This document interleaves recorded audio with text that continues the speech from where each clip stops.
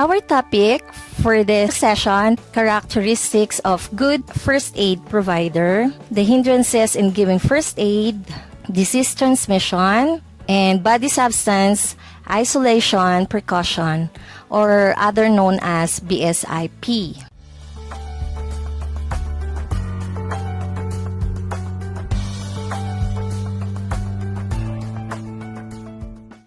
What are the characteristics of a good first aider? The first one is, be gentle. Maging marahan, maging maingat sa lahat ng galaw na gagawin natin sa pasyente. To meet objective number 2, which is, remember po, objective number 2 is to prevent added injury or danger. The next one is being resourceful. So, hindi po kasi lahat ng oras dala natin yung first aid natin. So, kailangan natin ma-utilize ang mga bagay sa paligid. Next, be observant. Observe the environment's safety. Baka po mamaya habang nagbibigay po kayo ng first aid, nadudukutan na po kayo. At the end of the day, kayo pa ang naging biktima. Kasama kayo sa biktima, or dapat tignan natin yung safety nung scene. Halimbawa po, baka mamaya meron po mahuhulog sa bandang ulo natin o kung saan man. So, we do not engage if the scene is not safe. And meron din pong scenario, there is this scenario, like for example, a crime scene. So, we need police power in that case. The next one, we need to be tactful. Hindi natin dapat pinakakaba ang biktima. So, huwag magbabanggit ng sitwasyon, mag-ingat sa pananalita, compose yourself, maging kalmado para po ang kakikitaan po tayo ng pasyente at ng mga tao sa paligid na alam natin kung anong ginagawa natin. The next one, be empathetic. Dapat maging comforting po tayo. Hayaan lang natin na ilabas ng pasyente o ng biktima yung nararamdaman nila. Hayaan natin silang umiyak, sumigaw, tapos syempre meron struggle doon. Pero be assertive because there are times na nagwawala na talaga po yung pasyente. So, ingat naman po tayo. Hindi natin pababayaan na tayo naman ay maging casualty rin. Next, be respectable. Respectable in appearance. But sometimes, syempre, nandyan lang sa paligid ang emergency.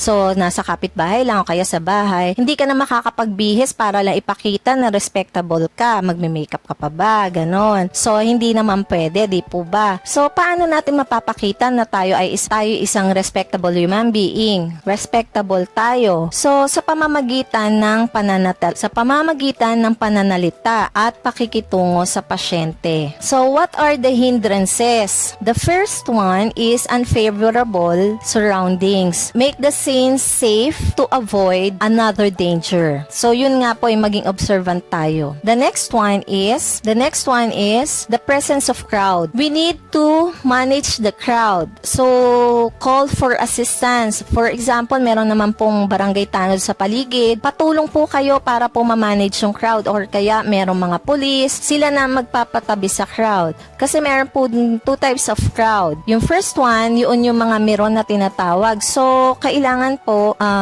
mapalayo sila kasi yun po yung mga meron, yun po yung mahilig mag-selfie para po ma-post nila sa social media yung mga nangyayari. Tapos yung pangalawa naman po, they are those who are willing to help. So yun yung pwedeng sila ang magpapalayo para maging maluwag po yung gagalawan nyo. The next one is pressure from the victim or relatives. Syempre, gusto po nung pasyente o kaya nung relative na makarating na sa hospital kasi di nila alam kung ano yung importance po nung gagawin natin na first aid. So, ano ang dapat natin gawin? Kailangan po i-explain natin sa pasyente or doon sa relative kung ano po yung gagawin nating first aid para naman po maging kalmado sila at matanggap nila kung ano po yung gagawin nyo. Okay, let's talk about personal safety. As universal precaution, assume all human blood and body fluids infectious. As a first aider, first aid provider, hindi maiwasan po na mag-deal tayo sa blood and body fluids ng pasyente. So,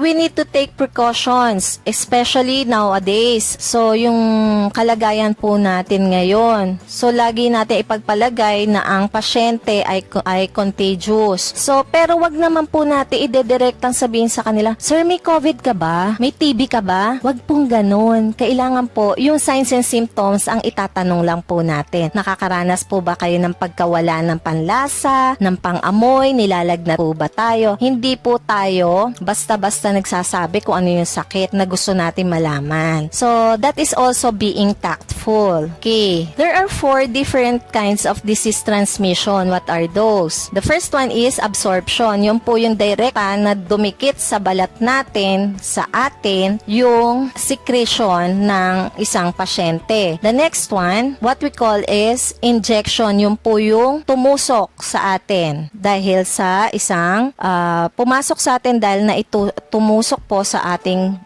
katawan. So, next one, inhalation, yung po yung naamoy natin, na-intake natin through the nose. So, yun, tulad po yung COVID po, di po ba, na-absorb yun through inhalation. And also, ingestion through the mouth, yun din po. So, what is this body substance isolation precaution? Or the BSIP.